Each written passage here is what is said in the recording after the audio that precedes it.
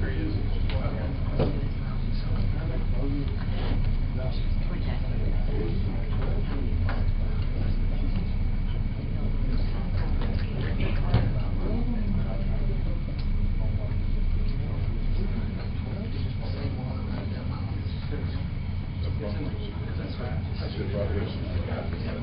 Trying to let everybody oh, thank you.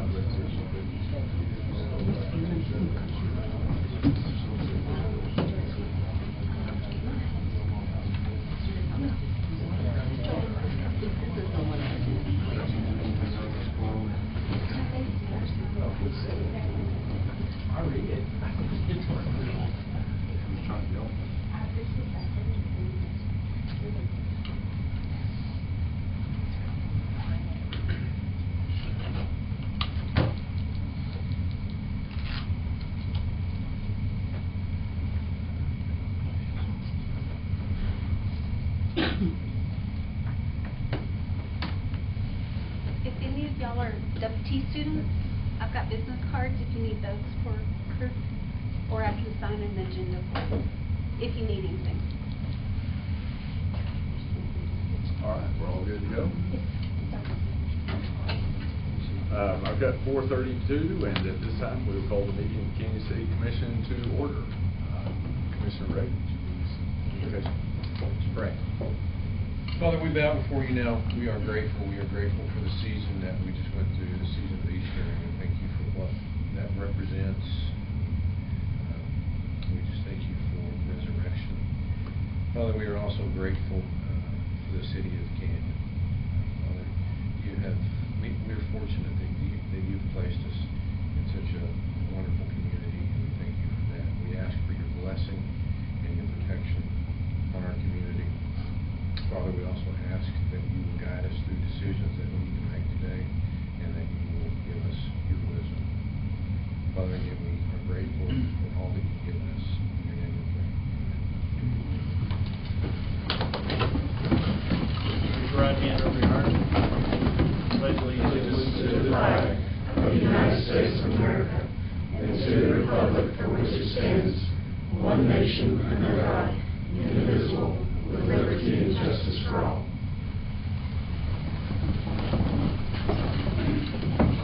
All right, that takes us to the approval of the minutes of the meeting of March 15th of 2021. No corrections, I'll move we approve. Second. Motion second to approve the minutes as written. All in favor, signify by raising your right hand. Opposed, like sign. Motion passes. All right, that takes us to public comments from interested citizens. Nobody has officially signed in here. Okay. And item number 6, consider and take appropriate action on update of Governor Greg Abbott's executive orders directed at slowing the spread of COVID-19 in the state of Texas. Go. Thank you, Mr. Mayor. Numbers are down still. Things are looking great in terms of active coronavirus cases in 79015. At this point, State Health Services has released all adults to get COVID vaccines, and that was done last Monday, John. And so, still it still has to be 18 and over at this point in time. So I assume Amarillo Public Health has probably ramped up that Civic Center if I had to guess. So right now everybody can pretty much get it that's over 18. So I know they published an article last week, the week before, they had 35% I think to this area vaccinated. They're still doing Moderna shots at Civic Center in Amarillo. That's our main hub.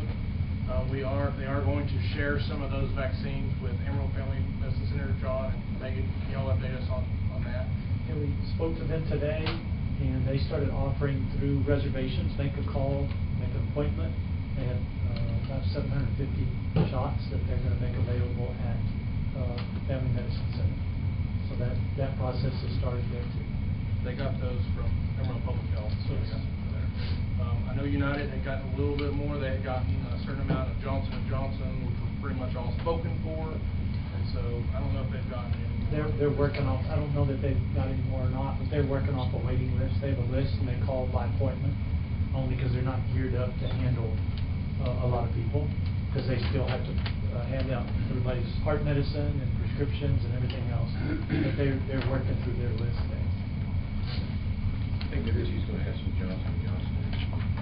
They still doing staff vaccination. Does that include students? Staff, faculty, students. That's going once a week, is it not, Randy? It's not consistent, it's close, roughly. I think it's been a while since we've done it, and I think we're trying to get it going. That's all I have, Mr. Mayor. Okay, great. Thank you. It's good to feel like we're headed in the right direction. All right, next, we have a proclamation, and I will go ahead and read this. It's a proclamation of the City of Canyon, Texas. Whereas the citizens of Canyon recognize the crucial need for efforts by both individuals and groups to promote awareness of the plight of abused children, to work with prevention of violence against children, and to provide services and treatment to these small victims of their families. And whereas Amarillo Area Court-appointed special advocates, AA CASA, the Bridge Children's Advocacy Center, and DFPS Advocate for Children of Abuse and Neglect, and Randall County confirmed 284 children suffered from some form of abuse or neglect in 2020. And whereas our society has a responsibility to protect our children and help them thrive in a safe environment, as every child is entitled to be loved, cared for, feel secure, and feel free from all types of abuse and neglect. And whereas effective child abuse prevention and intervention programs succeed because of partnerships among a variety of entities, including but not limited to schools, religious organizations, law enforcement agencies, child protective services, CASA, prosecution agencies, medical professionals, mental health professionals, victim advocates, and other community-based nonprofit organizations. Now, therefore, we, Mayor and Commissioners of the City of Canyon, Texas, do hereby proclaim the month of April 2021 as Canyon Child Abuse Prevention and Awareness Month. And in doing so, urge all citizens and institutions, both public and private, to support the Bridge Children's Advocacy Center, Amarillo Area CASA, and DFPS, as well as other partner agencies in their efforts to increase awareness of and services for abused and neglected children in our community.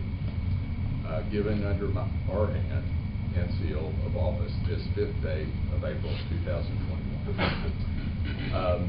And thank you. I think we probably have some representatives here today. I don't know if any of you all would like to say something, but if we do, you're certainly welcome to at this time. I'll let you turn I guess I can. We're also represented here by Family Support Services and the Bridge. But on behalf of CASA, I just want to say thank you to the Mayor and to the City Commissioners and to the community as a whole for your willingness to create awareness of this devastating issue. It's not only devastating, but it's also destructive to victims of abuse, not only in Canyon, but throughout our area. And so on behalf of CASA and everyone else, I just want to say thank you. Shelley, did you want to speak? I think she does. Thanks, Cody. Yeah, no problem. Linda's a great spokesperson, but we do appreciate everything that our communities are doing to support our agencies, because we all see these children at different stages of the investigation and hopefully impacting them and helping them onto that path of healing and justice, whatever that looks like for that family. And so it takes all of us to do that. And so for you guys to officially make this proclamation means a lot, so that the communities know that their leaders also support the prevention of this child abuse, which is devastating, as Linda said. So we appreciate you letting us come down and be a part of your commission meeting today. Thank you. Great event with Herschel Walker last week. That was great. He's a great hugger. I'm just going to Is say. he? Is he? He is a great hugger. And I'll just let him stay at that, Coach. You're welcome. Well, thank you all for being here today, and we really appreciate the work you do to take care of our children and those innocent victims. So, thank you much. Thank you. All right. Then item number 8 is consider and take appropriate action on second final reading of resolution number 08-2021, a resolution of the City Commission of the City of Canyon approving the project funding agreement between Seneca Creek LLC, Texas Limited Liability Company, and the Canyon Economic Development Corporation related to funding building improvements. Evelyn, Dawn? I don't get a podium? You know, John's head. we Yeah, I'll just use John's head, that's good. This is the adaptive reuse of property from retail space to a small space venue that will house less than 100 people. We've got improvements on the inside of the building for a catering kitchen, partition walls to designate public areas, audio visual capabilities, logo, branding, marketing, and updating the curb appeal to reflect the change of use. The CEDC's funding will not exceed $25,000. I think that was all in your packet, so I'm plowing ground you've already plowed. Any questions for me? Mr. Mayor, I move to adopt resolution number 08-2021. Second. have a motion and second. Any further discussion? All in favor of the motion signify by raising your right hand. Those like sign. The motion passes. Thank you, Dawn. Thank you. Okay, that takes us to item number 9, conduct a public hearing and consider and take appropriate action on ordinance number 1135, an ordinance of the City Commission of the City of Canyon, Texas, rezoning Spring Canyon Unit Number 2, in addition to the City of Canyon, Randall County, Texas, providing that the zoning classification be posted on the zoning district maps of the City of Canyon, providing that all ordinances or parts of ordinances in conflict herewith are expressively repealed and providing for an effective date. Ben? Thank you, Mayor. This is the second phase of Spring Canyon Unit Number 2. Unit Number 1, this is the second phase. You guys are all well familiar with that development. This is just north of Unit Number 1. They're requesting single-family estate development for those larger lots, much similar to what they did with Unit Number 1. They've got 2 lots they're requesting RC1, RC2 commercial district for 2 lots that are adjacent, as you can see, Gretchen had brought up adjacent in the north end, adjacent to FM 2590. If you scroll down, Gretchen, show them the future land use map. You can see, guys, that this all complies. That beige area would be, as you can see, between Spring Lake and Madison Park. That's where we're talking about with Spring Canyon. That's a rural style development recommendation. And the red stripe you see adjacent to FM 2590, that's a retail commercial recommendation to the future land use map. So this all truly coincides with what the recommendations are to the comprehensive plan. We just had 2 responses, or 2 letters went out rather to property owners, because most of those lots on the north side of Spring Canyon Number 2 are belong to a couple of home builders. So we received no responses. P&Z did recommend unanimously that the zoning be approved. Ordinance number 35.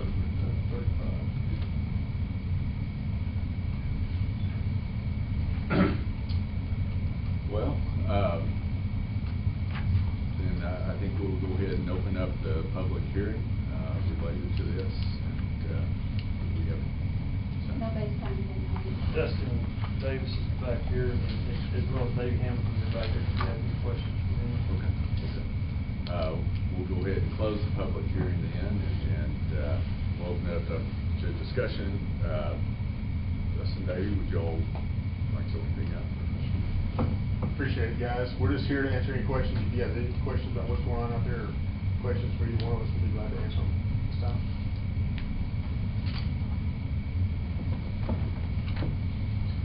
Mr. Mayor, I move we approve the adoption of ordinance 1135 as presented. Second. We have a motion and second to approve ordinance number 1135 as presented. Any further discussion? All in favor of the ordinance, signify by raising your right hand. Opposed, like sign. The motion passes. And with that takes us to item number 10, to consider and take appropriate action on a plat for Spring Canyon Unit Number 2. Mayor, again, this is a total of 51 lots, and Gretchen, I think that's just on the next slide. This is 51 lots, again, 49 being a single-family estate and 2 commercials up in the top left corner. As you can see, very similar to what we've looked at before.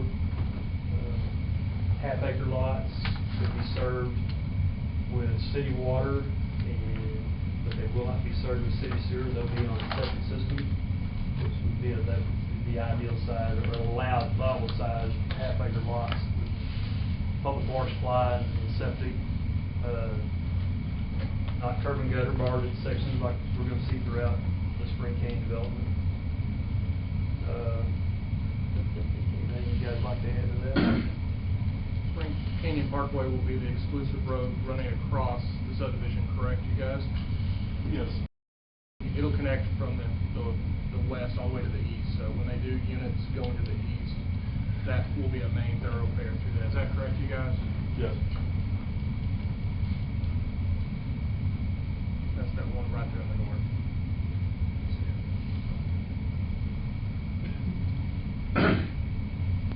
Any other questions there?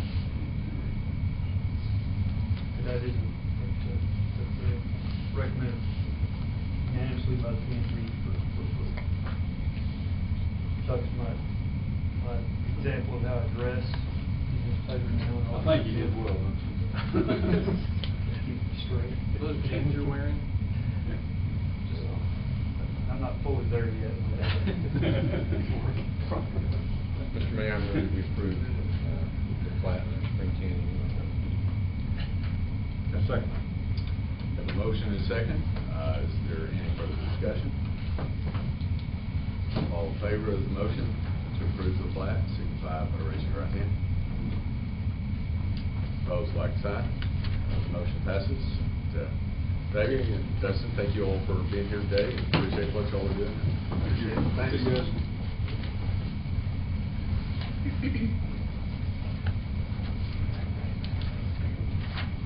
All right, item number 11 is consider and take appropriate action on bids received for micro servicing. Dan? Mayor? Thank you.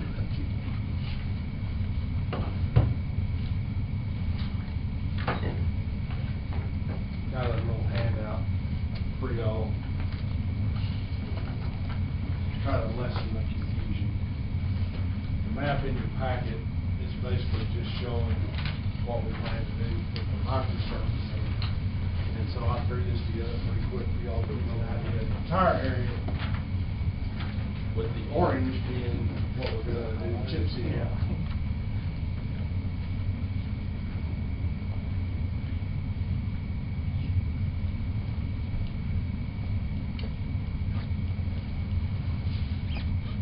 This project is somewhat of an experiment for us. We've never done this before, but speaking with the engineer and over the years and looking at the area of town we were in, this year, especially the downtown area, we decided to try this, just see how it would go. Microsurface is basically sealing the surface just like you would with a typical chip seal, except it's just a little bit different. It's a thinner layer, asphalt emulsion based more like a slurry seal, and it's very popular, you know, all over the country. It's substitute quite a bit sometimes for chip seal in areas that people like a little less of a mess, if nothing else for a better term. You can see in your memo there, I'm not going to try to read the whole thing, but just showed you some of what we consider the pros and cons. You get improved friction with this surface than you would with the seal, and it restores the texture of the pavement. You don't have any loose rock. I think that's the biggest one of all. This largest aggregate in this is like 3/8 of an inch, and it's completely embedded in the emulsion as it goes down. So that's one thing. And then there's studies that have shown that we get a little bit better pavement deterioration from this, or a little less deterioration, I should say. Of course, then you have the cons. You really have no structural benefit to the road like you, and believe it or not, people always thought that chip seals would gain some structure to the road. You might gain a little bit, but not really. The chip seal's nothing but just a seal just like this. So, and then the big thing on the con is we're 20 to 30% more expensive per square yard than we would do with a normal chip seal. And so, if you notice, it's a little bit of a smaller area than we're used to doing. We had to kind of shrink the area to fit the budget. We didn't really increase the budget this year. We kept the construction budget the same. So the area got a little smaller. The good news is, overall, our streets are in good enough shape here in town that if we get out to an 8-year program with this, will probably put us out to, we should be okay. One other con that we're going to really have to watch and be mindful of is that you basically have to close the street, and it has to be closed for probably somewhere around an hour. This emulsion takes time to cure, and you just don't want traffic on it. You can't put traffic on this like you would a normal chip seal. Like generally, once you roll a chip seal and they're out of the way, you can get on it with traffic. Well, microsurface isn't that. You have to give it some cure time. It generally runs about an hour. So that's probably the biggest con of the ones. I gave you a map that shows the area. It's just, we wanted to try it downtown just because we have more foot traffic, bicycle traffic, all that in the downtown area, getting more and more. So we thought this would be a lot cleaner, nicer way to seal the downtown area, and that's what we propose. And you can see in the map that I gave you, what's in the orange is what we're going to do the chip seal on, and it's more out on the perimeter of the area. We only had 2 bidders. That's one of the bad things about this type of work is that there's a limited number of contractors, and no one basically in this area does this kind of work. The low bidder is actually in the Dallas area, so they've been up here working for Amarillo before, and they've done some other seals in this part of the world, so they're used to coming up here. The low bid was submitted by an outfit called Intermountain Slurry Seal. Like I said, they're in Louisville. And the total amount is $224,860, and that's $3.17 a square yard, or 63 cents a square yard more than what we're going to pay for a chip seal. So you can see it's about 20% more basically. Luckily, we're going to be well within the budget because our chip seal bid came in low too. So we're going to take that extra money that we have left in the budget and do some crack sealing with. We haven't done crack sealing in a few years. It's hard to do with limited staff and resources, and we can't ever find calm days to do crack sealing with because you have to use, it's a hot application. And so we'll probably take the $20,000 that we have left in the budget and hire somebody to do some crack sealing for us in just the microsurface area. With it being a thin layer, you want to have to help try to seal the cracks another way and doing regular crack sealing. That's where you get the hot rubber, and you see them out. Well, they were out today, matter of fact. TxDOT was doing part of Highway 60. That's the hot applied thin or narrow wand that they have that puts the rubber into the cracks on the road. That's what we're talking about here when we're talking about crack sealing. So with that, I can answer any questions you may have. We would recommend the award to Intermountain in the amount. Stan, what does microsurfacing look like? Is it just black? We happen to have a video queued up, ready to go. Glad I have. Here today doing microsurfacing, which is a unique form of paving that prolongs the life of non-arterial roads. We take roads that are in pretty good shape, that are traditionally roads that were part of our chip seal program, and then we come through on the grid with our engineers and we line out the places where the subbase has failed.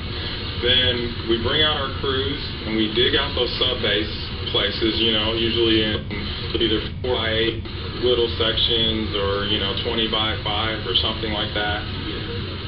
Bring in aggregate, compact it, fill in that subbase failure, put an asphalt patch over it, and then we prepare the whole grid. That way we don't have to do the whole subbase of the entire road.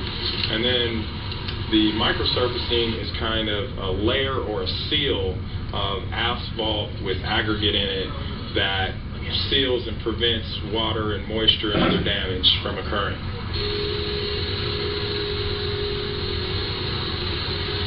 It's all mixed together and it goes down in one pass.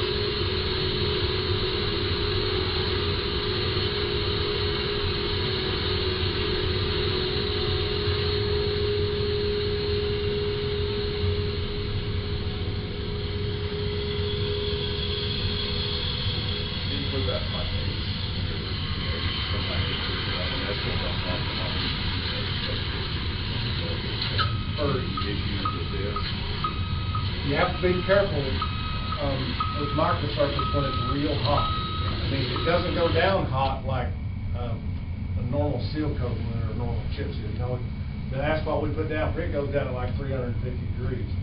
This is more like around 100 degrees, maybe a little warmer than that, just to help it flow better. But that's a good point, Mayor. It's pretty weather dependent. We're hoping for a little bit cooler weather than you'd have. Like you want it. In doing chip seal, you want it to be as hot as you can stand, basically. Well, not this. You want it to be a little bit cooler if you can. And then how does it fare on a 100-degree day? As far as bleeding, like bleeding, does it bleed as bad as the other? Actually, it prevents bleeding. In other words, if we have a bleeding streak, Right. we can put this over the top of it, and it'll help it as well. Because the percentage of asphalt that you're putting down is less. Because an emulsion is basically water and asphalt mixed together and emulsifying. And if you notice when it went down in the video, it's kind of brown, had kind of a brown color to it.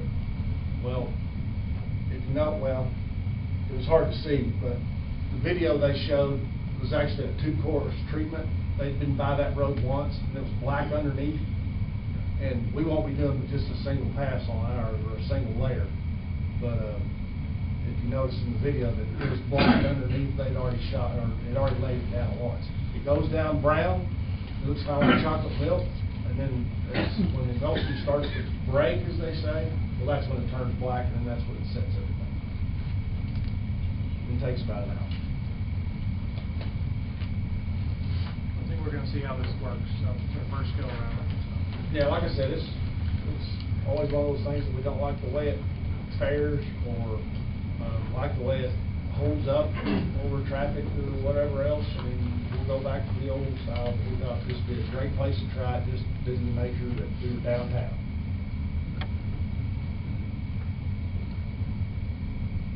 We'd recommend awarding the bid to Intermountain at $224,860. So moved. Second. A motion second to award the bid for 2021 microsurfacing to Intermountain Slurry Seal in the amount of $224,860. Any further discussion? Not microsurfacing or chip sealing over any brick streets, are we? Just for the record. No. Well, No, they aren't currently covered. Notice the maps that I passed. I know, that's why I looked The brick confused. streets are still indicated as brick streets. Well, they wouldn't be if you put seal over them. No brick streets. That is one, I think we will try to dig into some different methods to maintain some brick streets and all too. I've requested that, so the process will dig into that too. So, we'll All in favor of the motion, signify by raising your right hand. Opposed, like sign. Motion passes. Thank y'all. Thank you, Ben. Okay, that takes us to item number 12, to consider and take appropriate action on resolution number 16-2021, a resolution of the City Commission of the City of Canyon, Texas, amending the City of Canyon Personnel Policy Manual, section 8.04, holiday leave, and section 5-118, use of city vehicles. Gretchen, looks like you're presenting this. I am. We had discussions a year or so back about possibly adding a few holidays. I did a comparison across the state of cities all over, and we are on the low end of the holidays, and I feel like it is important that we recognize, such as Martin Luther King Day, Columbus Day, President's Day, Veterans Day, certainly honoring what these holidays stand for and the people that they represent. The second part of this, with us going to a lease system for our vehicles, we feel it's important that we not allow people to smoke or use chewing tobacco in our vehicles anymore. It mounts them up, they get stuff all over their cars. We do have some complaints from other employees, of course, that don't smoke or chew tobacco. But I just feel like it would be a good thing to prohibit that in city vehicles and just take care of our vehicles a little better. So that's pretty much where we're at.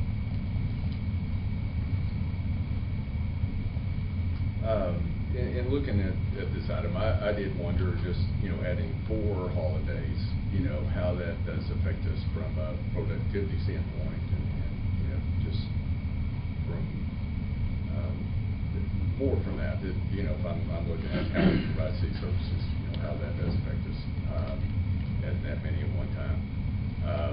And I see your point on that. A lot of the issue too, the post offices are closed on these days, the banks are closed, school's out, WT's closed, Randall County's closed. So we're kind of a standalone, which we get work done, of course, but a lot of the institutions that we deal with are closed. So it limits what we can do anyway in some parts.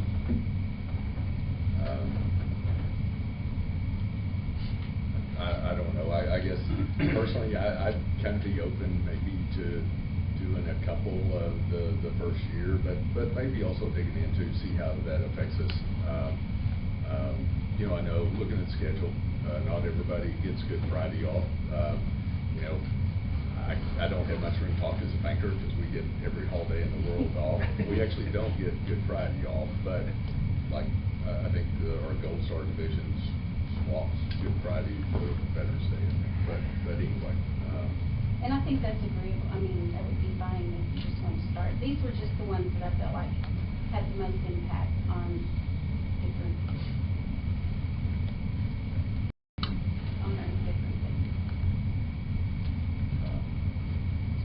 And I think the other is it's a nice add, or whatever you want to call it, for city employees and all too. And a couple of holidays.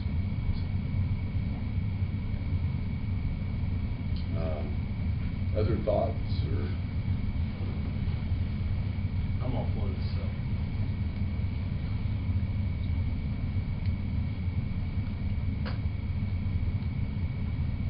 Don't all talk at once. My personal preference would be try a couple, whichever the president said, I hear Roger, but I'd probably prefer to start out with a couple and see what we get. How do you pick them? That's the question. Columbus Day is probably the one that I would leave off of there, but because I do think not everybody, there's a lot of folks that don't get Good Friday off. I like, that in the mix that we do get Good Friday off. I thought about adding Texas Independence Day in there. Well, there's a lot of good holidays you can add. There's some different. Juneteenth, we left that off. There's a lot of different things I was surprised that people get. And I actually checked on school district. I'm not sure that they get President's Day or, I think there's a couple of those they don't get, that And the kids get off, but the teachers don't. I took this off their website, so they're student holidays, but they are,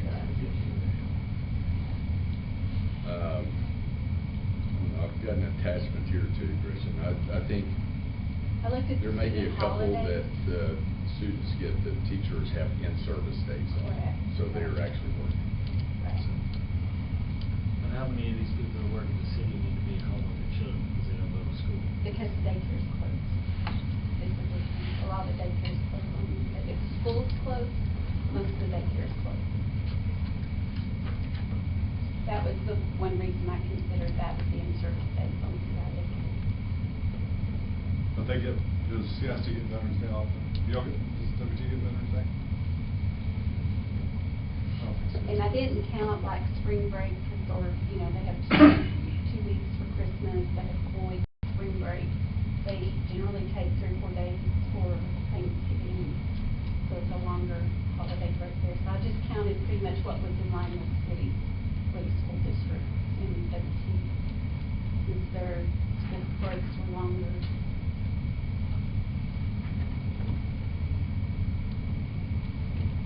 All your first responder groups will probably get these added.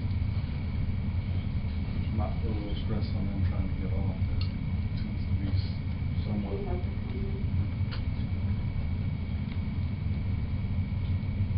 Given the fire department.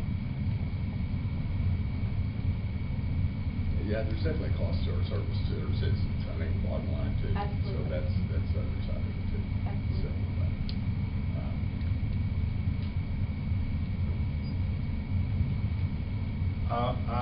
I'm going to side in favor of what Roger's saying, just because I don't want to be the guy picking those. I'm not sure that's a winning proposition, picking between those four. You know, I think at the very least you could do without Columbus Day. I mean, if I had the choice, I would take Columbus Day off, and I would like to get Good Friday off, but that's not, you know, it's not a bank holiday. So, I didn't make a call though, for state you know, I thought he could make that happen himself. I mean, I think taking Columbus Day, I just picked the ones that are. Seem the most reasonable. Yes. I don't think we're opposed to that here. And it is becoming no more Indigenous Day, is the trend. Indigenous People Day. That's the trend now with Columbus Day. And if that becomes a bigger ordeal, we can look at it in a more common holiday.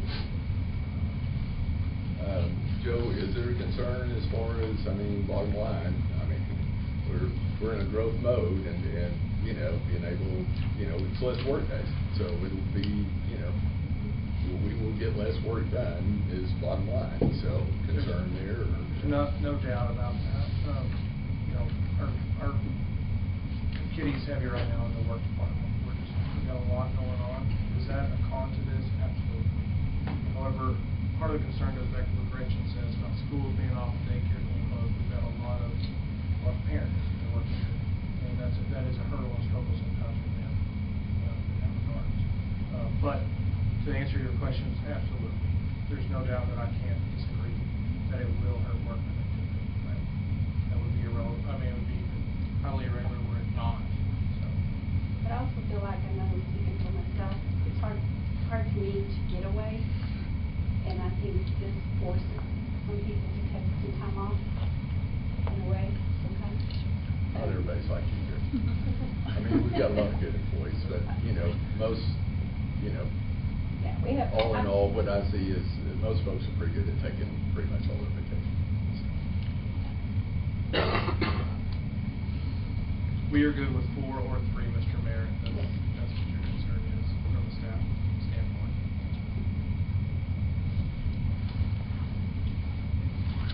Back to Cody Jones. I'd like to hear from other folks.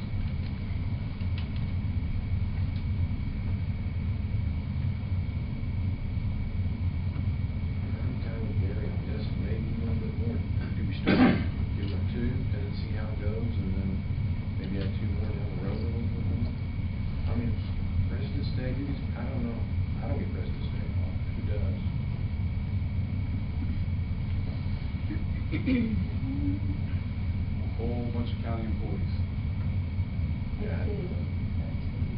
and school. Here's the, Bridget got a pretty good listing in there, Randy. And this is just what I got response. What about Columbus Day, same deal? Columbus Day is not as popular, no. Yeah. It's a lot less. It's in the green. Sorry, I didn't total those at the bottom. I'm not being a stickler about it either. I think our people work hard and they need days off. I get that too. You know, yeah.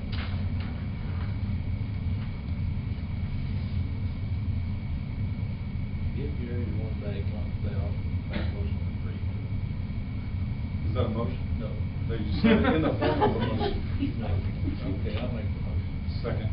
What was it? I didn't. Is that Keep free and do away with Columbus Day. Okay. Yeah.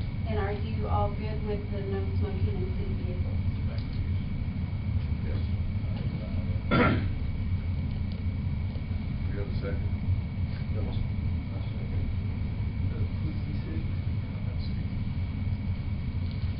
Have a motion and second to change the seat policy, adding 3 holidays, leaving Columbus Day off, and adding a phrase of no smoking in our city vehicles.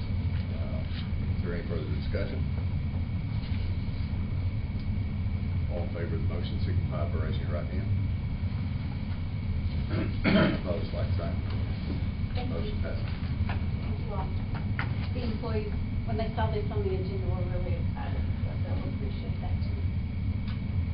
3/4 appreciate it. Three-fourths. 3/4 of the way they'll appreciate it. Where's the chief?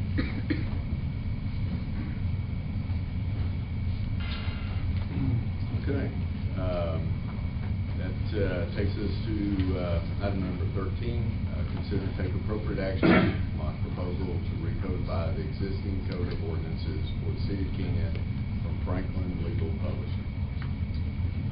Gretchen? Yes, sir. I changed from American Legal doing our codification in 2009, and then to Franklin Legal, local in Lubbock. I actually talked to Kurt Franklin. He does a lot of the business across the state, so it's really good. He and I were discussing after we adopted the fee structure for the city, that kind of scattered all the fees throughout our codification, which means anytime we change the fee, we would have to go find it here in our ordinance to change fees would be pretty scattered. He recommended that when they brought in our old code from American Legal, they just carried it over as it was. It wasn't in a friendly formatting that they used as far as online or even their book. And he suggested that we just recodify everything, make sure it would be a team of lawyers from Texas, attorneys, would go through it and make sure there's nothing conflicting with itself as we've gone through and changed the rules or laws, and just update it to a friendly format that would be user-friendly online, and we would get all new books. I talked to Danny about it because I know he deals with a lot of our codification, and he feels like this would be very, very good. What do you think, you said? Agree. So- I think it'll be interesting to see what they're looking for. You know, we always had that repeater section within an ordinance where this is a conflict with something else. It'd be really interesting to see how many they find that are in conflict. Even they look for recommendations of ordinances that may not be enforceable due to case law, et cetera. So I believe we actually still have an ordinance that says you can't tie your horse in front of the courthouse, and it's it's against the law to make ice cream and sell it within the city of Canyon, which a lot of people would be upset if we enforce that. So things like that are just from the beginning, may still be in there. But I just, if y'all are okay with that, then it would be a total of $7,500. And they would just work on it and have it completed within 4 to 6 months. And work closely with me and Danny and Joe and make sure that everything's good. I think it really needs to be done. And it would put all the things on one page, so that would be nice.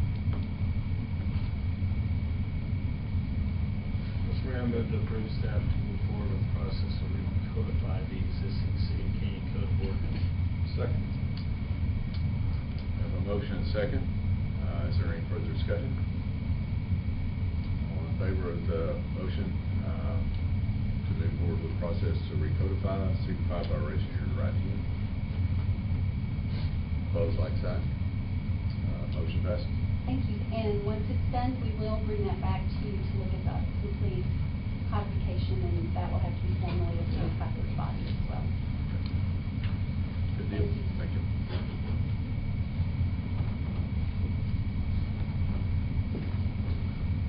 All right, item number 14 is to consider and take appropriate action on resolution number 18-2021, a resolution of the City Commission of the City of Canyon, Texas, authorizing the submission of a Texas Community Development Block Grant Program application to the Texas Department of Agriculture for the Community Development Fund, and authorizing the mayor and city manager to act as the city's executive officer and authorized representative in all matters pertaining to the city's participation in the Community Development Block Grant Program. John? We talked about this 2 or 3 times, and we have 2 or 3 grants that we're working on currently. This is the one that was related to, we began talking about replacing the water lines, 6th, 7th, and 8th avenues in that area, in the 2 alleys.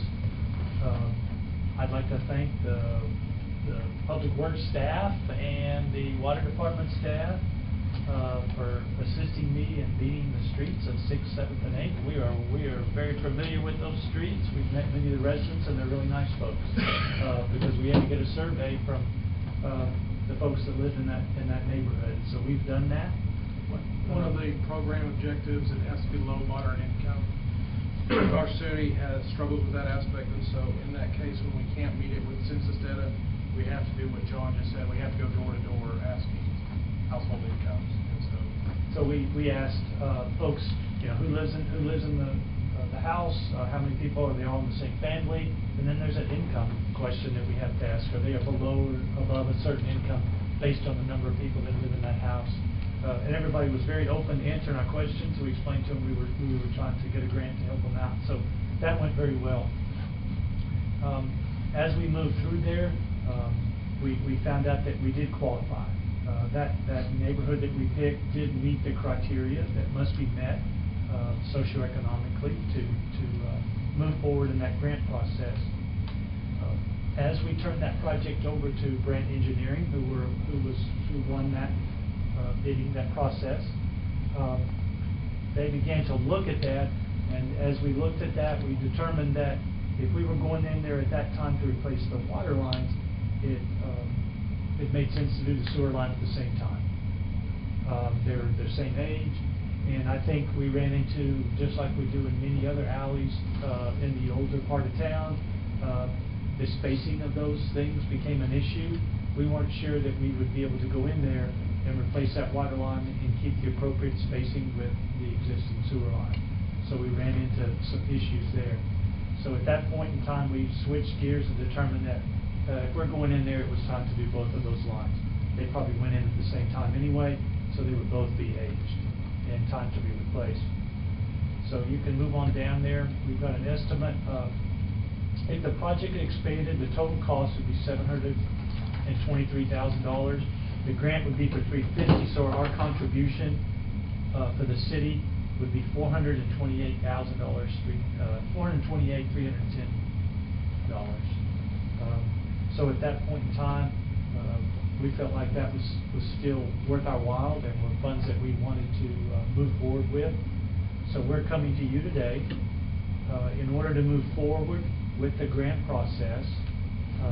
We need you all to adopt this resolution 18-2021 if you choose to, and that would enable PRPC staff who is here. If you have any questions, she can answer any questions related to the PRPC aspect of that. That would enable her to now submit this grant to the Agricultural Commission for approval. Going back into what John said, it originally went in as water, and so the proximity of the sewer line and the age of the sewer line has become an issue that we did not foresee on the early stages of this. And so as we've gone in and got all that lined out, The original project ensues this amount. We can reduce if we want to at this point in time. We always want to go for the biggest bang for the biggest project. This area needs it. It has 2-inch line, which is not put in the ground anymore. We will upgrade that to the 6-inch line, I believe, if I'm not mistaken. And those numbers are in here. Yes, that's correct. We'll increase to a 6-inch line in this area, which is required for suppression for fire related. So that's a TCEQ regulation. That's one thing that Eric and Dan and his department have really tried to push, is trying to get rid of that 2-inch line all over town. This is another step at trying to do that. So unfortunately, we do feel that being we're going to have an open trench, we should go ahead and do the sewer. So this is the full project that we originally brought to you. And so we're going to leave it up to this body to make the decision to go after the full amount, which would encompass $428,000 of our future budget to go to it. I do think we have a good shot at trying to get this, being that we got the low to moderate income survey. There was about 80 of those surveys, I believe, that staff went and did. Lots of accommodations to staff for stepping up to do that. That took quite a few man hours. But if you guys want to reduce this project, we do have those estimates reduced. More than likely, we're only going to be able to do a block or so, because those would be a block of water and sewer line. But we wanted to bring you those options. We brought you the whole enchilada, as I call it, option. Typically, we're trying to allocate funds, though, for some of this rehab every year. We've not been able to do that every year, but I think we tried to, and I don't know what that number is off the top of my head. This one was with Ty, what it was Robert's ditching over by elementary, by middle school, if I'm not correct. When was that? 16, 17 was the last project that we got, and that was with Robert's ditching that did that. I can't remember, is that water and sewer or just water? We had to replace some sewer on it too. There's a TCEQ rules. Once you send them a plan that says you're going to replace some water main, they're going to expect you to maintain the 9-foot separation distance under the rules with sewer. And that's the reason for this, is that nowhere in these 2 alleys can we maintain our 9-foot separation with the existing sewer and keep the water main in the alley. So we get to move it. So it's been a while since we've been able to achieve one of these grants, and it goes back to the low, moderate income, so environmental Fair Safety District. to try to get. So it comes back to that. So this area is just a little bit west of 23rd. Just so y'all know, it's those blocks right there in that area. We would recommend the full project from staff's standpoint, but are considerate if we do want to reduce it down a little bit for our city match. Because right now we're matching $428,000. So we'd like to hear y'all's input on that. When should we hear a response? Do you know the deadlines? We'll likely hear in early fall or late summer. So if the City of Canyon is funded in the first, so this is a 2-year grant. So the City of Canyon could be either funded in the 21 fiscal year or the 22 fiscal year. If the City of Canyon is in the top, usually about 5 or 6 scoring, then you'll know sometime in probably I would say fall period of time, and it's a 2-year grant award. If the City of Canyon falls in that ladder, in that 22, then we'll find out some point next year. And I do think Canyon has a very good shot at being funded. The City of Canyon has not been funded for the last 6 years, and that's kind of the #1 criteria in the region. A number of cities in the region have been funded, and that's really what's going to, I think, be the decision maker on who's able to get the grant and who doesn't quite make it. Anticipated number of applications this year? We're seeing probably about 20 or so. So they're going to be 20 for 2 years, so they fund about 5 to 6 per year. So we do have a good shot. And I serve on that scoring criteria. I'm not sure if y'all remember that. I serve on the regional scoring for the whole Panhandle region. I do know, we have said over time, just rework of, we've done some sewer rehab by putting liners in, but just over time we've got to do it in the original City of Canyon, that we've got to go this direction anyway, though. I think it's whether we've got a grant or not. Is that accurate, Dan? Very much so, Mayor. We've, over the last 10 years or so, say that the focus has been more on the sewer side from a budgeting standpoint to try to follow our previous two sewer studies and do a bunch of line replacement. And that's the $600,000 that you probably remember that we did for deals with.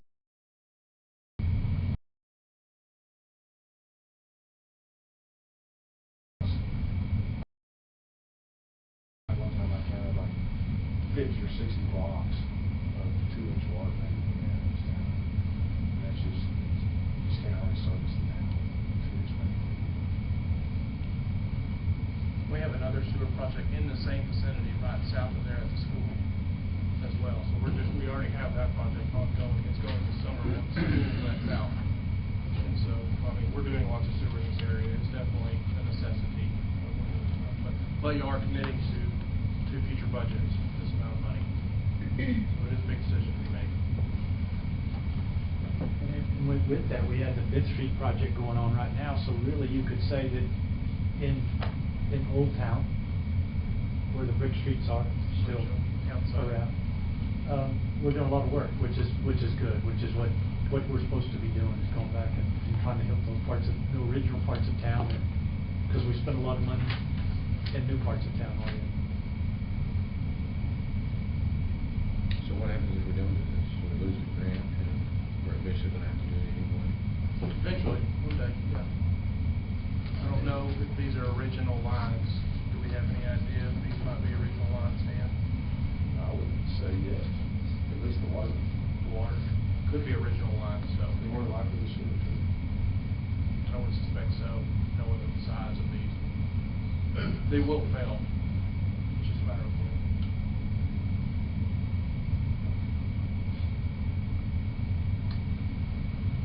Mr. Mayor, I move to adopt resolution 18-2021. I'll second it. Have a motion and a second. Is there any further discussion? All in favor of the motion, signify by raising your right hand. Opposed, like sign. The motion passes. Thank you. We appreciate it very much. It's very important. All right, item number 15 is consider and take appropriate action on resolution number 19-2021, a resolution of the City Commission of the City of Canyon, Texas, authorizing the submission of the Texas Community Development Block Grant Program application to the Texas Department of Agriculture for the Downtown Revitalization Main Street Program, and authorizing the mayor and city manager to act as the city's authorized representative in all matters pertaining to the city's participation in the Texas Community Development Block Grant Program. John? Okay, well, this is the second of the grants that we've been working on. This would be it is still CDBG, it's the same kind of thing, but this is where we tag on the Main Street. This is all related to Main Street, so that's kind of way keep it separate. Again, we came to you previously, talked about that, talked about applying for the grant. We did a resolution with hooking up with PRPC to administer that for us. Then we've gone through the selection process of an engineer, which in this case was Brent Engineering again. And this was for the east side of the square, replacing the water and sewer lines, moving the above the ground utilities underground, and the construction of a concrete alleyway there. Cleaning that alley up. We've already talked about the fact that we've got a large project going on with our downtown study. Cleaning up that alley is just a first step toward improving the aesthetics and actually some of the functionality of the square and what we're able to do and the resources we're able to provide, whether that's water or sewer. So at this point in time, and I have not attached that total cost yet, because I have not received that total cost yet. In your resolution, it is stated that we are committing to at least $52,500, which would be the minimum grant allocation that we would have to make. We know that it will be more than that, but at this point in time, we have not received that cost. Part of that was we were waiting on the cost for the electrical lines. As of last Thursday, grant engineering had not received the cost to move those electrical lines, so we had not received that cost yet. And I know Dwight's here. Dwight, do we have, Adolfo, do you have that? I'm still waiting to hear back from Kevin on that cell, and then I'm trying to get a quote for telecommunications to be installed underground for future use, so conduit. So those two numbers, that's the only one. Do you have a number without those two numbers? Approximately $400,000 for construction engineering to do that project. That's total? That's total. So that would be minus the 350, so we're really at that 50,000 mark right now.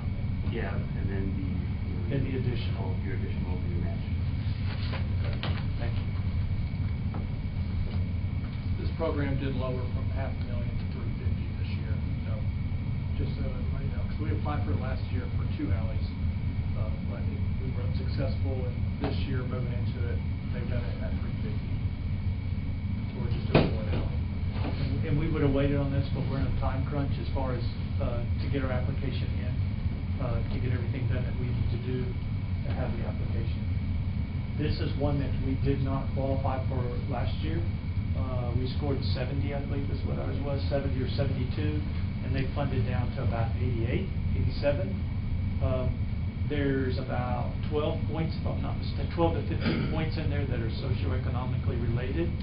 There are points related to that low to moderate income, and so although this does not qualify under that criteria, they still incentivize that. So unfortunately, Canyon doesn't get those points in that area. So it's a statewide competition versus the other grant we just talked about is a regional competition. And so you're competing with every Main Street city in the state of Texas who chooses to apply for this grant program every year. And so unfortunately, that's why it's I think, a more difficult competition than that community development fund is. And so the reference to the match amount is actually the match to leverage the most points. So that's a 15% match on those 350,000 to that minimum match, and that's where we get that 52,500 from, is that 15% to score those 15 points in that for the city's application. And last year not getting those points, that's clear, that's where we fail in that application process. That's not what we can do on that. No, and clearly we will not receive those points again. I mean, they will be graded upon the same criteria, and we will not receive those again. So, if others score lower, then we will move up. But as far as our community, we're gonna always kind of come in on that one. That's why the previous one, we know where we fall because we did a survey and we're submitting that. We're saying this neighborhood looks this way, and financially. On this one, we don't have any control over that, and we did not qualify for this one last year. We just scored too low. I do think that from last year to this year, the city, they went from looking 2 years back to 6 years back on whether you've been funded, and so I think that is an advantage for the city of Canyon. A number of those Main Street cities reapply frequently, and so since the city of Canyon has not received that grant in the last 6 years, I do think that is an advantage for the city above some of the other cities that will be submitting. And I'll throw it out there, we've done some electrical, we put electrical in the ground before in a parking lot, correct, Amy? Over behind Fifth Avenue. Yes. We buried all that. And we know that was $200,000 ish. And proven now, and all that. Yes. That's what we're really gonna look like. It'll look like that South Alley. That's the desire. Like over by the parking lot. That's what the game would be. So I can't tell you that total. Which is a tough commitment, I understand on most part. And I know. This is a good time.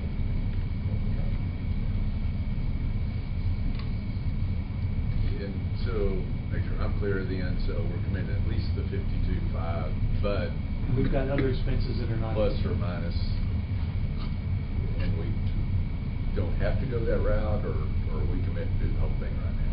Well, this states that that's a minimum. That states that you're committing to a minimum of that. Right. Once we have that project cost, that would be the project cost. And that's part of the project, so whatever that comes in at, we're committed to do that as Yes, well. yes. It's an unknown, and I apologize for that at this point in time. I remember what the electrical was last time around. I can't remember.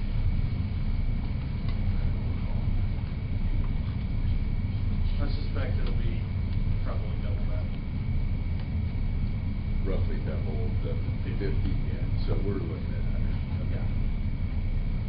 I think it would be a good estimate, just on, I could be wrong, prices are going up like crazy.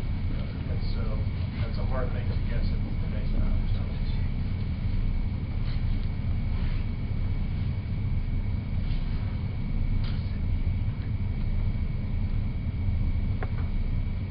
What's your pleasure? It's not gonna get any cheaper.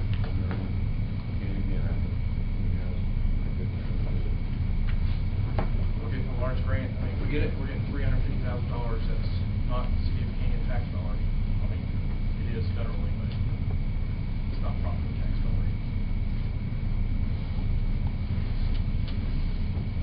I'm going to go ahead and say that I'll move that we adopt resolution number 19-2020. A second. We have a motion and a second to adopt resolution number 19-2021. Is there any further discussion? All in favor of the motion, signify by raising your right hand. Opposed, like sign. The motion passes.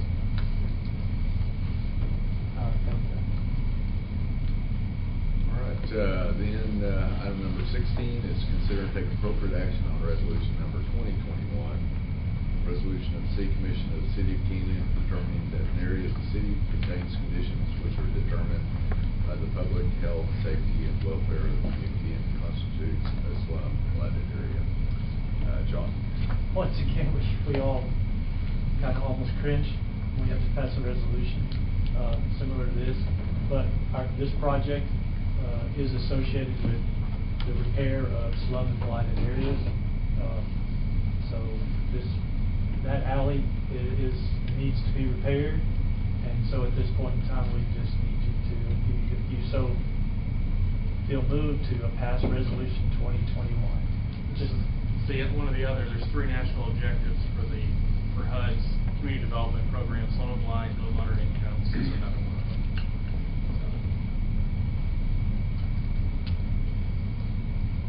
And low to moderate's a different way to put that, I guess. Yeah, that's one of this, second or third, I can't remember. That's a different category, right? There's 3 national objectives. This is one, slum and blight, low moderate income, and this one. What's the other one, Paige, you remember? It's, like urgent need. Urgent need. Okay. I will say, this resolution was passed the previous time you applied, and so this is really just taking the west alleyways portion out of this, the way that it was passed previously. Right. So nothing has been added, and the way that tried to describe the conditions too was, just public infrastructure and nothing having to do with the actual buildings, or businesses in the area. Simply, describing the drainage issues, the pavement, those types of things as finding this, or as meeting that objective. So. We just don't like to use those words. Yeah. You're right. Make a motion, we adopt resolution 2020. Second. We have a motion and a second. Is there any further discussion? All in favor of the motion, signify by raising your right hand. Opposed, like sign. Motion passes. Paige, thank you for your. Thanks, Paige. Thank you, John. And John. Item number 17, consider and take appropriate action on ordinance regarding pro rata fees. Joe? Yes, I think Mr. Maris is Chuck and I's baby, along with our development review team. We've been working on this for a month or two, maybe a little longer. Ultimately, Chuck and I made the determination that we do have language in our code of ordinances that basically is a pro rata. I have cited it there in your ordinance, however, it's only a sentence. And so there's no structure to it. Ultimately, what staff is tasked with was trying to create a structured program, and that we've tried to do that. We're not asking for any action today. We understand that y'all need to digest this information. What kind of started this is when Canyon ISD has come and requested. They've borne all the costs for the sewer line running to the new school in Spring Canyon Elementary. So they've borne all that cost, and with this type of ordinance, if they enter an agreement with the city of Canyon, that those that do tap onto that line within that prolonged period defined by the agreement, they could receive some compensation back for bearing all those upfront costs in regards to that sewer line.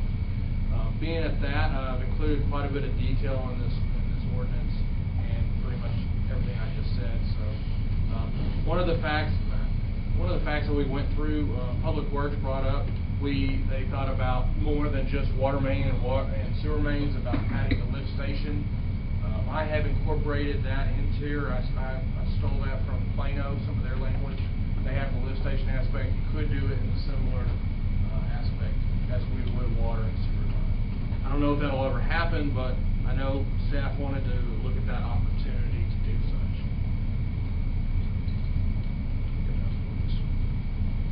Ultimately, I don't know if we'll use this a lot. Obviously, we have one right out of the gate that wants to use this. Typically, once this is passed, we enter into agreements with, developers or whoever's putting in this line to do, and the city is kind of the mediating factor.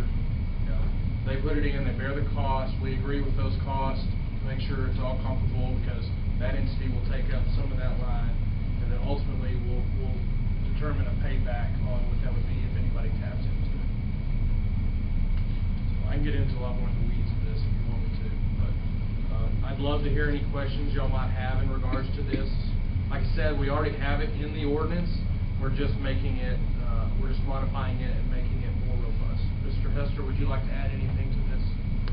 Well, when you have an opportunity to read it and kind of go over it a little bit, we'll have a proposed agreement of some kind ready for your review on the night we were going to take final action on it. It's intended to be an equitable proration means of sharing costs among various owners. If an entity pays the cost of installing infrastructure, then there is a method of calculation to create an account, and that entity can request partial reimbursement is the whole objective.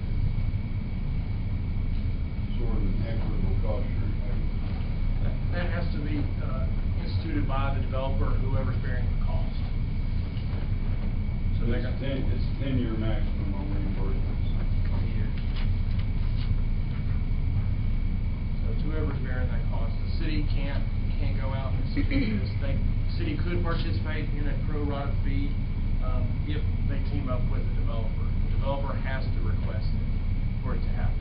If the city comes in and just decides to oversize, and the developer doesn't request a pro rata agreement, then there's no pro rata for the city on that side. It has to be an agreement established between the parties. Which would be covered in the initial agreement that goes along with it. Correct. Chuck's right, these are typically for 10 years. Criticism in some of the high growth areas that do have these, a lot of the people will just wait out for 10 years. That is one criticism of this, is that people can wait out for 10 years to wait that passage. Once that's passed, it's over. At that point, that contract is no longer in effect. There is that criticism of this side. That's what other city staffs have informed us at some point. I don't feel that a lot of high growth, fast-paced growth cities are using this much. I think most of them, from what we've seen, is doing impact fees because they're paying their share this time. So we haven't seen a whole lot. We've had some that have done this, not in a high growth area. So those are the ones we talked to. As it relates to impact fees, is it usually either or? They don't have both. Yeah, well, typically, yeah. If you've got impact fees, they're not going to do this. Yeah, that's what I've come to our conclusion. Because you're paying your share of the impact of the system. There's no reason to. But in this case, this helps enable the school district, if they use 40% of that line that they put in, they could get reimbursed on 60% of some other businesses or something. That's correct to that line. Yes, sir. I want to say something about that ordinance. It says per acre, not per volume. And so when you're looking at that, as I've read through these things, it may be we want to do that per volume rather than per acre. Just like on the lift station, the area concerned, it can go a long ways here, like all the way up the creek, Powder Creek, it can go miles. But when the volume of that lift station's gone, it's gone. And so versus acre in that ordinance, I think maybe we ought to look at capacity on that. And that's what I remember when we talked about last time, that we talked about volume. Right. We can go that direction. This one's based on linear foot frontage lot, as well as it's per acre on the lift station. Right. For capacity, it's per acre, it's per acre, it talks about capacity. On capacity. Right. So. I think on the line it has an alternative fee calculation. Yeah, because, you know, we were talking the other day about flag lots. Flag lots is a skinny line, and then a big lot at the end, you know. It's based on that linear foot adjacent to it. Well, you know, you got a nitroglycerin plant with this road coming into town, and you got this big lot back there. Well, that's a tiny frontage foot. They're not paying a proportionate amount for that. That's where that alternative fee can come into play. So, and most of this would run through Public Works Department with assistance from finance. But that's how it's formulated here. So that's hard to get that equitability, you know, in regards to that frontage, because there's a lot of lots that, you know, they do just have a narrow strip and then loss them out. It's inevitable the way land divides happen. So that's where that alternate fee comes in, kind of like what John was saying just now. And there were times like a car lot. It was a car lot with big frontage, correct? But they might only have 4 or 5 back rows. I mean, it's not like they didn't develop all of it. It's a lot of space. And which is kind of where your volume comes in. Correct. So between Joe's and mine, those are the two different kind of lots we have to think about. We've gone back and forth. I've not seen any that's done on volume to date. Doesn't mean it doesn't exist, but in our research, I have not seen any kind of talking about lots. But we can go that way. We do not have any issues of doing that. We can pave our own path. I think linear foot and frontage is just simple. And that's what we've had, most of the back and forth internally with staff is, let's not overcomplicate it, let's try simple, but, you know, accurate. Whatever we do, it'll be better than what we got now. Yes, sir. Very well said. So discussion item only, and if anybody has some questions here after reading it and all, can come back to you or Chuck. Yes. Yes, sir. We want to switch it to that volume, we need to go pretty quick, because it's not in here. That would be a different direction.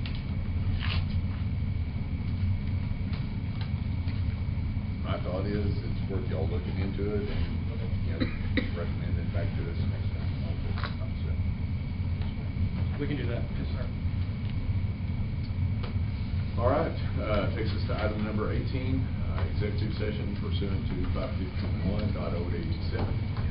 Deliberation on economic development negotiations, 551.074, personnel matters, city engineer, city manager, 551.071, consultation with attorney, and 551.072, deliberations about real property. And with that, 550. what's that? 550. It's 550, and we will retire to exec session.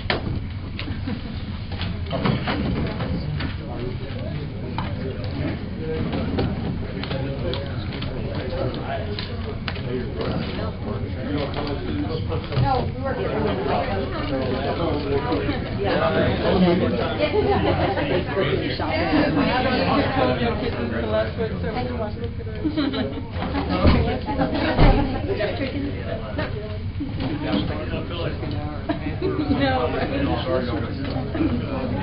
I'm going to take a first.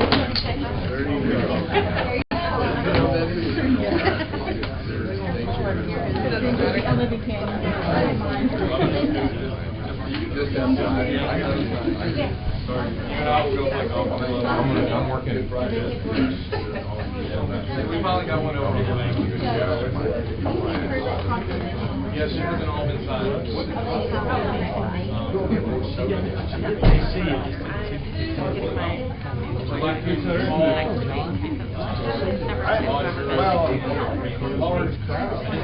Go on longer. Always appreciate you. Long-winded. But I'm not worried. It'll be good. Hey, Randy Ray. I need What your mama said? our signature real quick. That's why I'm trying to let you come back over here. Friday.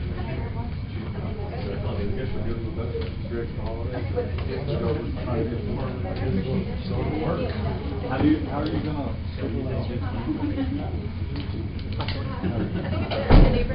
How are you? What's that?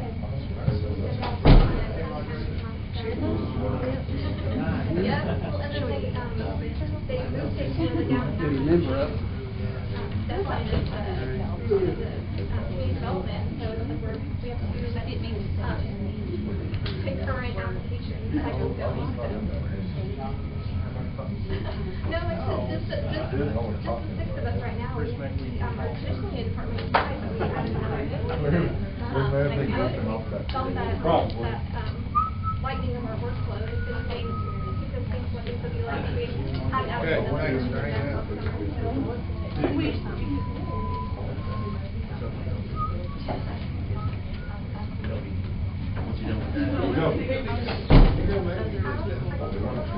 Yeah, I've got a card. I can give you my guy's number. Yeah. Good luck, sir.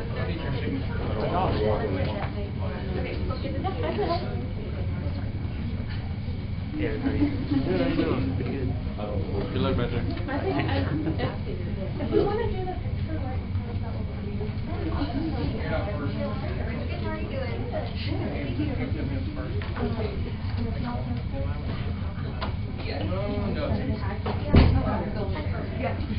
Stacy broken? Not yet. I think you better get shot up in Are we good? Oh, the heat is on. The other one is. If we possibly could actually get a photo with you and the proclamation, I think they just want to do it right in front. How are you? Good.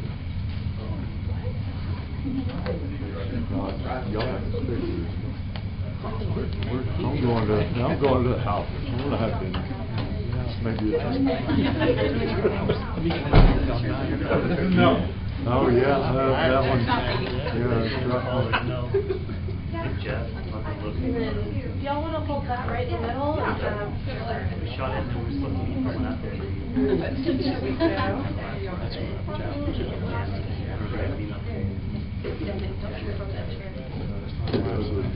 I think the last question was. Everyone look at me. 1, 2, 3. Yeah, that's what we shot. Great. Everybody's hair looks good. Thank you. That's very important. We might talk about it, they measured it, and then when we went out, they said, I walk on there. Police officers come over and ask me.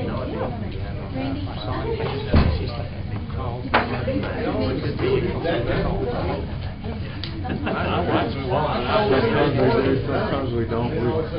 We'll get our business. yeah, because at first I thought, when we first talked about it, we thought they had measured it, and they knew it was in the east. So I thought that was that. Sometimes we get. And then they came up again. It's pretty hard. When they got off first to go, and when we went, we shot a whole bunch of lines. Got confused. That's what I was looking at, but that. So y'all going back there? We are, we're number one. Hampton Inn?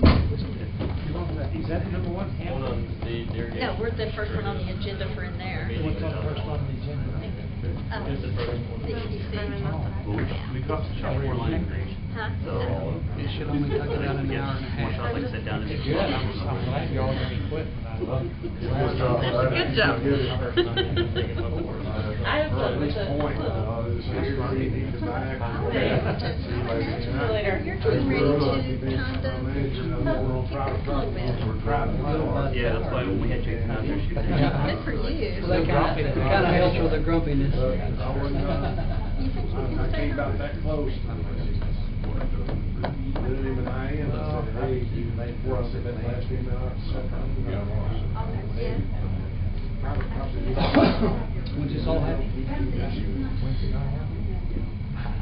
I just said that, but unless they kick me out.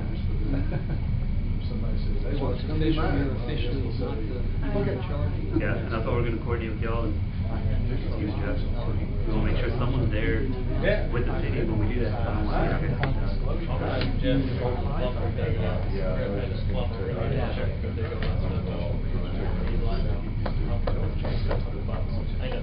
I think that's a great idea. Still riding your bike?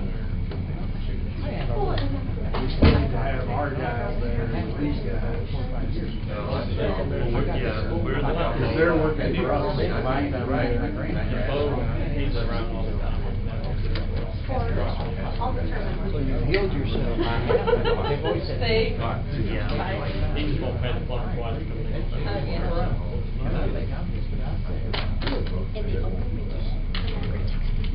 Had we been on the ball, knowing that the plan was gonna do that on. Of course, I'm not sure where your age, but We could have followed him. So, the last one I wrote,